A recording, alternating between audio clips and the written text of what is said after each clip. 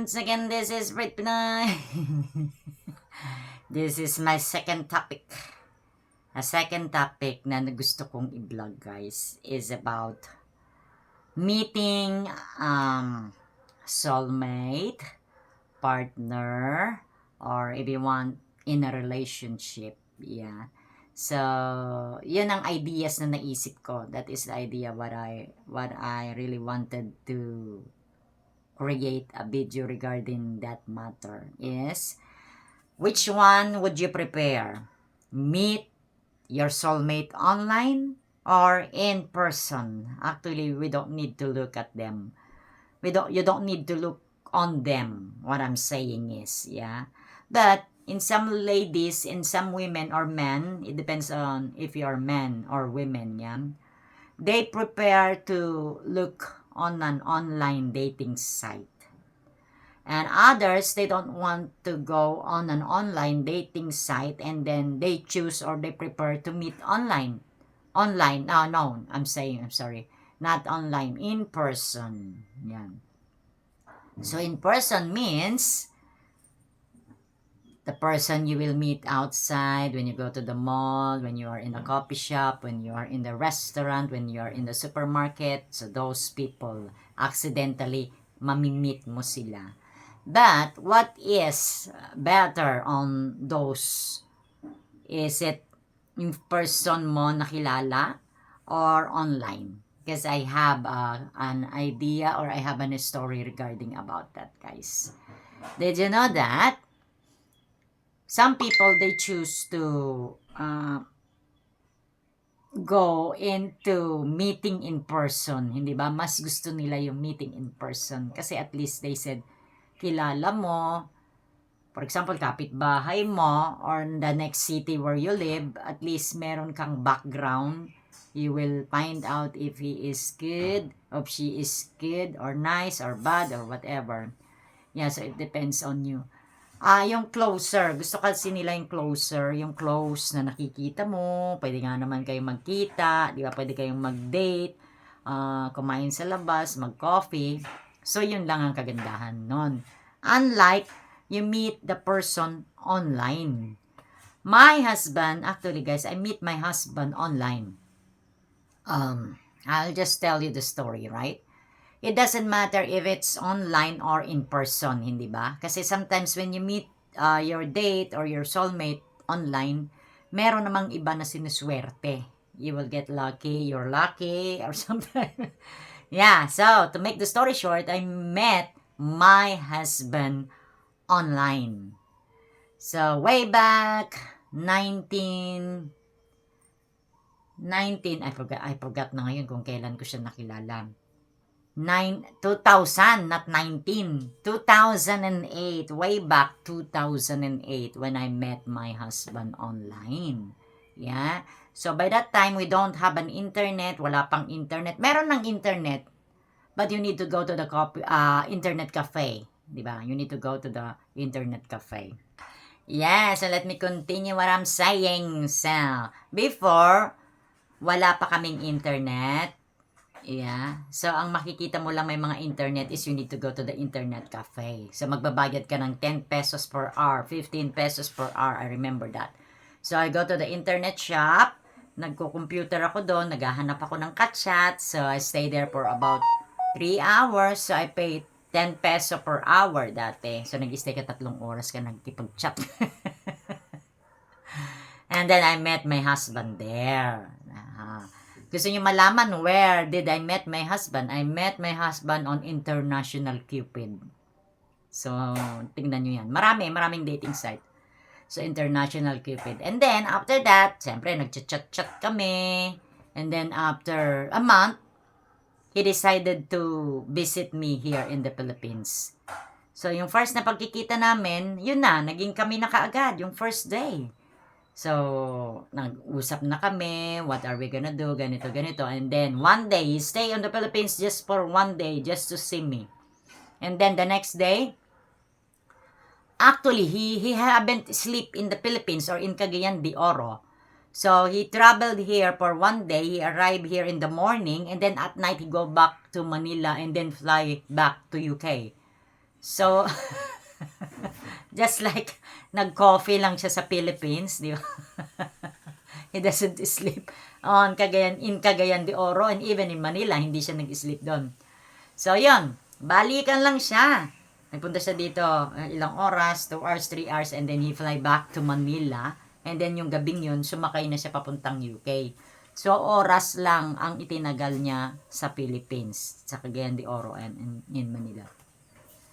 So, nung nakabalik na po siya sa UK, after 2 months, he decided to marry me. He said, I want to marry you. And then I said, yes. Because by that time, I was 38 years old. So, I'm not getting any younger. I was 38 by that time. So, I said, okay. No one is offering me for marriage, diba? Walang nag-offer, walang nagpa-propose. So, yun, let's go, sabi ko. And then, after that, we got married. And then, I moved in the UK. Yun. So, that is my life story. There is some people na nagiging successful ang marriage life, ang love life, because they meet the soulmate online. But there are some other people na hindi nagiging maganda ang kanilang love life online. Because I know some people, I will not mention the name, guys, right? But I know some person who got married to an American man. She is a nice lady actually. And then, nakilala niya yung guy online. And then the guy from America went to the Philippines just to meet her. And then after that, they got married. And then after they got married, the guy never returned to the Philippines, to the wife. So, we don't know the story. So, it's so sad, di ba? Kasi, it's not good what happened to that Filipina girl, hindi ba? So, it depends on you. Where do you want to go? You want to go meeting online or if you want in person. So, nasa sa inyo na lang yan, guys, kung what do you want, hindi ba?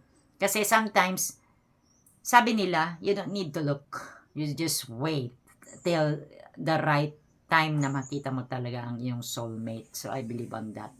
So, I hope makilala din you will meet your soulmate in person or online, hindi ba? We don't know. Pero maraming mga successful na mga dating na stronger yung relationship and then it ended into marriage and then until now they live together happily ever after. So that could happen sometimes, hindi ba? So we don't know. Yeah, at least sinubukan natin. And that is my story. I met my husband online and then after 2 months we got married and then after that I live in the UK with him. So yun ang story namin. But there are some people naman that they choose yung love life nila or dating sila here in the Philippines. So at least nga naman dito, yun ang pagkakaiba nun, guys. At least dito makikita mo siya. You can visit him. He can visit you because you are in the same country, hindi ba? And then you see each other frequently, hindi ba? Unlike the online. But it depends on naman, guys, because sometimes even if online, if he decided to marry you and then bring you to his country, that would be okay. Or even, merong incident na they get married to the Filipina and then dito na sila tumira. Just like my neighbors there. American guy. And then he married a Filipina woman from Cagayan de Oro. Actually, hindi yata siya from Cagayan. Butuan or something. So they live here. Di ba? American guy. So the guy decided to leave and move in the Philippines just to be with the wife. Hindi ba? So that's good. So hindi natin alam kung ano ang swerte natin na dadating. Di ba? Kung paano natin makikita yung ating soulmate. Pero some people, they said, wala daw forever. So, I don't think so. I don't know yet. I don't know yet if there is a forever. So, malalaman na lang natin yan. Paano mo malalaman kung siya na ang forever? My auntie told me, kung sino daw yung guy na makakasama mo hanggang sa malagutan ka ng hininga, that would be your forever. Hindi ba? It doesn't matter daw, even if you marry the person, and then sometimes you marry the person and then you live separately, sabi nila, that is not your forever, sabi nila. Kasi may mga times na gano'n na, naghiwalay sila, they live separately, and then they found different partners, yeah? Hanggang sa, doon na sila, hanggang sa nawala na sila. So, yun daw ang forever. Yun ang sabi ng tita ko. I don't know if it's true. Yeah. So, that is the topic for today, guys. Which one would you prepare? Meeting your soulmate online or meeting your soulmate or your partner in person? That means neighboring city or, yeah, neighboring city only. Not country kasi hindi mo na kailangan lumipad. Hindi mo na kailangan sumakay ng airplane. Hindi mo na kailangan magbarko. Yung nandyan na talaga. Or, pwede din naman, for example, yung mamimit mo is nasa same country naman kayo. Kaya lang siya kunyari nasa Cebu while you are in Cagayan de Oro. Or he was in Manila and then you are in Mindanao. Pwede naman ganon. Kasi diba, madali lang kayong magkita. Diba? Kasi sakay ka lang ng barko, magkikita naman kayo. So, yan. So, that's it for today, guys. Once again, this is Brit Pinay. Thank you for watching to all of my video. I love you guys. Thank you. See you on my next video. Bye-bye. Happy Monday.